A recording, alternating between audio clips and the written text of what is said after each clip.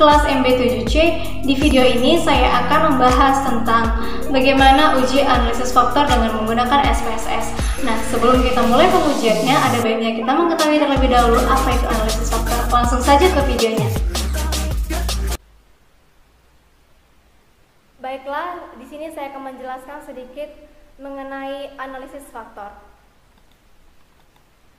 Definisi dari analisis faktor adalah analisis untuk meringkas atau mereduksi sejumlah variabel menjadi lebih sedikit tanpa mengurangi makna variabel aslinya.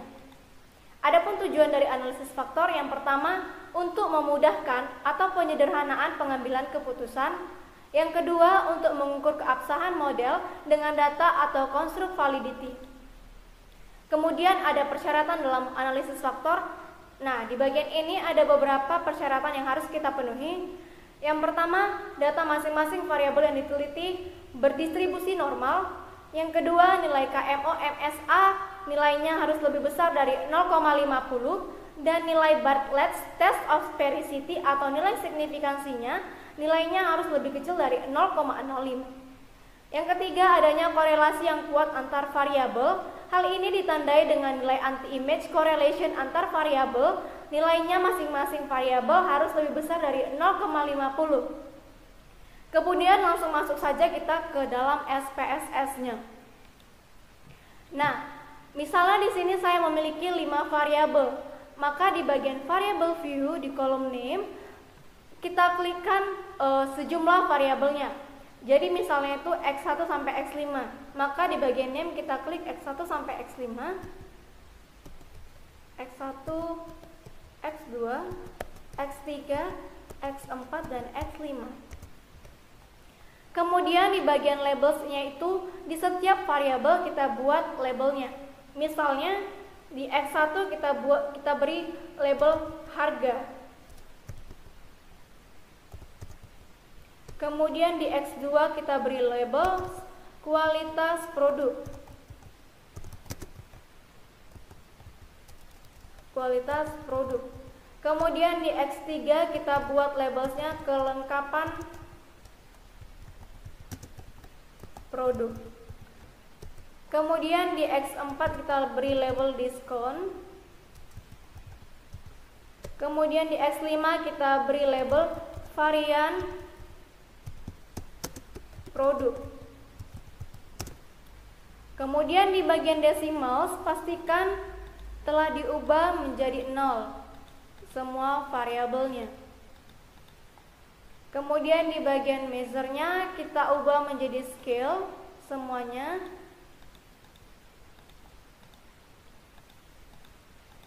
Oke, sudah selesai. Baiklah, ini semua tampilan dari variable view-nya.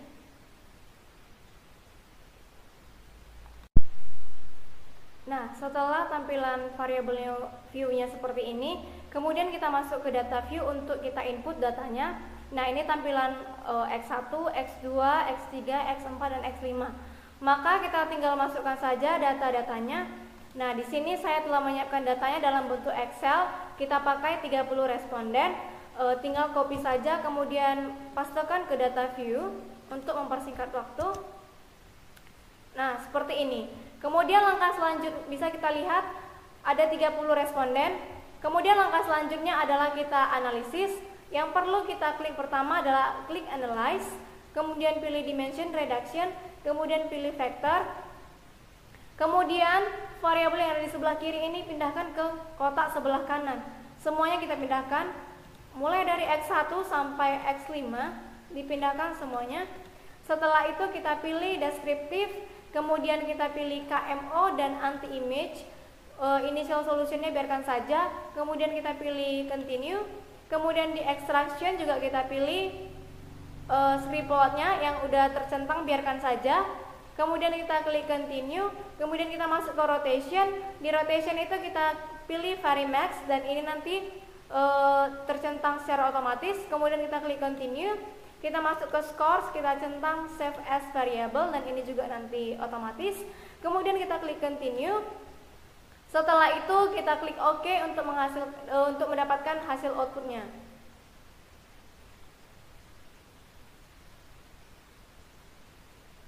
Oke, sudah keluar dia hasil outputnya.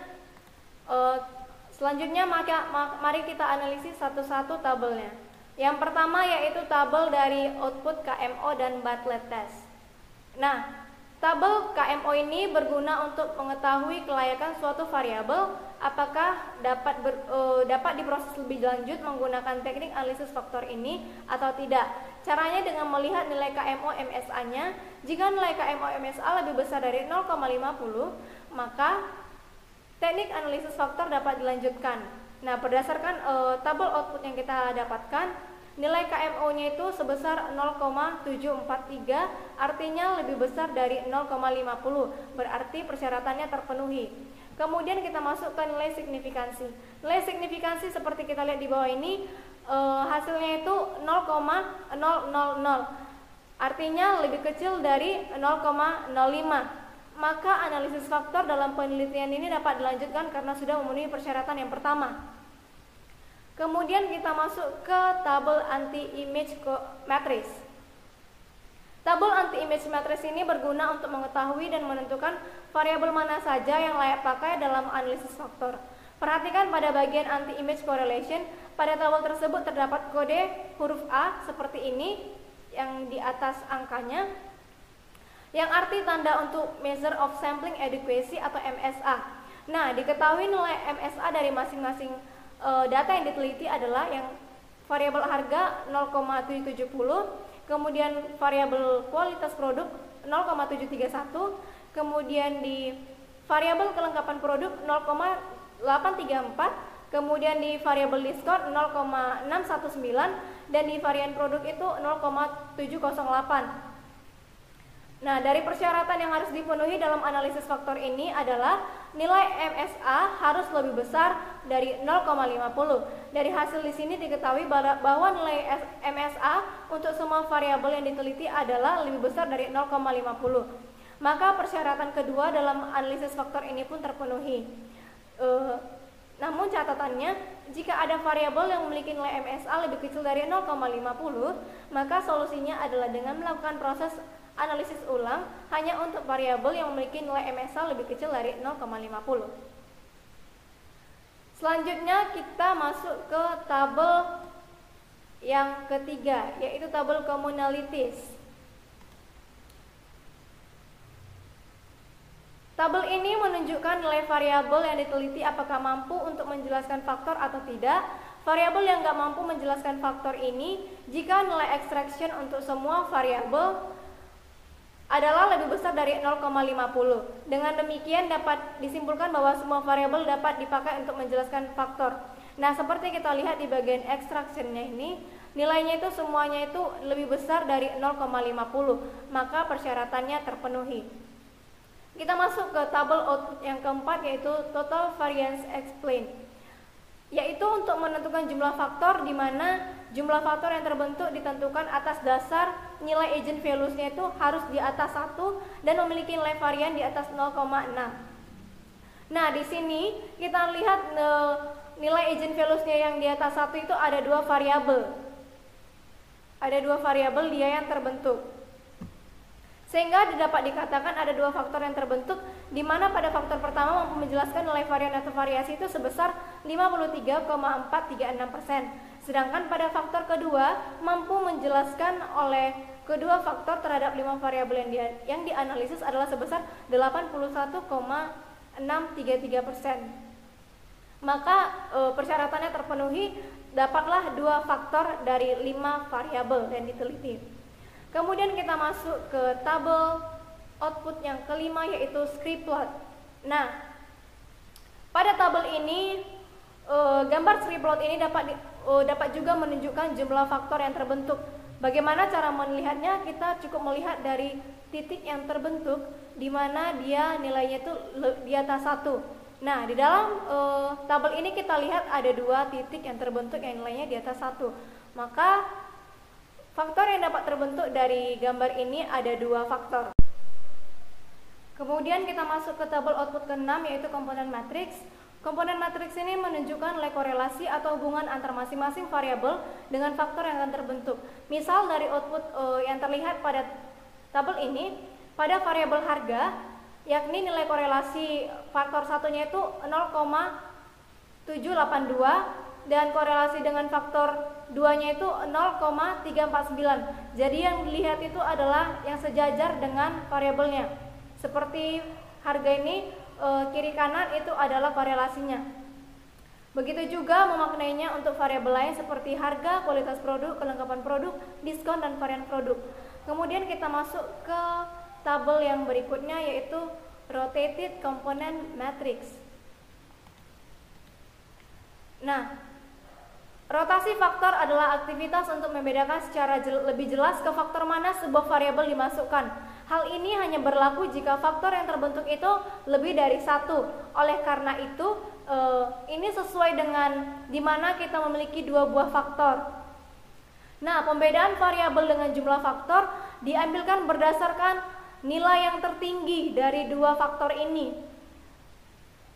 Dan hasil analisisnya di mana faktor variabel harga masuk ke faktor 2 karena nilainya lebih tinggi. Begitu juga dengan kualitas produk masuk ke faktor 1 karena nilai faktor 1 lebih tinggi. Kelengkapan produk masuk ke faktor 1 karena lebih tinggi di bagian faktor 1 daripada faktor 2. Kemudian di bagian diskon dia masuk ke faktor 2 karena lebih tinggi di faktor 2. Kemudian variabel varian produk masuk ke faktor 1. Lalu selanjutnya adalah penamaan faktor, di mana berdasarkan hasil analisis rotasi faktor pada langkah ke-6 tadi, maka dapat disimpulkan faktor 1 terdiri dari kualitas produk, kelengkapan produk, dan varian produk. Sedangkan faktor kedua terdiri dari harga dan juga diskon. Yang terakhir adalah komponen transformation matrix. Tabel yang ini. Komponen transformation matrix menunjukkan bahwa pada komponen 1 nilai korelasinya sebesar adalah 0,898, lebih besar dari 0,5, dan komponen 2 nilai korelasinya adalah lebih besar 0,5. Karena nilai korelasi semua komponen adalah 0,898, artinya lebih besar dari 0,5, maka kedua faktor yang terbentuk ini dapat disimpulkan layak untuk merangkum kelima variabel yang dianalisis. Nah, yang terakhir kita kembali ke data view. Oke, kita kembali ke data view.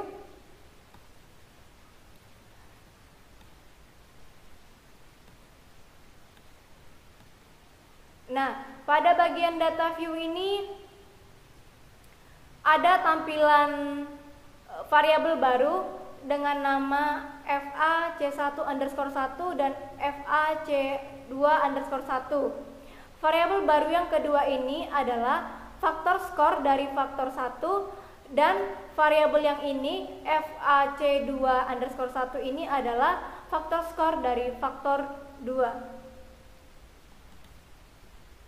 Maka begitulah analisis dari faktor dengan menggunakan SPSS.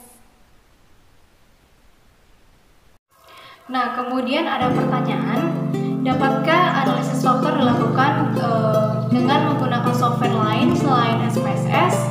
Maka jawabannya adalah bisa.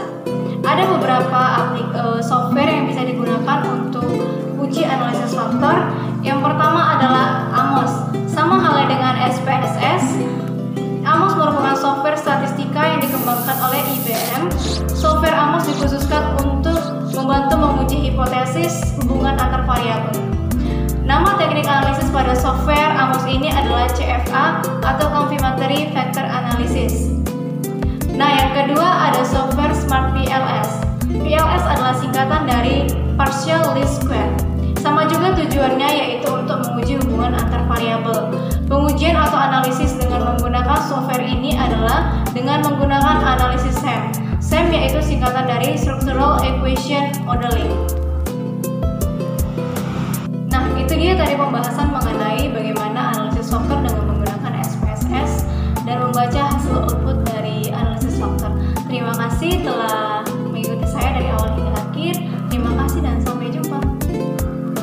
Nah, itu dia tadi pembahasan mengenai bagaimana analisis faktor dengan menggunakan SPSS dan membaca hasil output dari analisis faktor.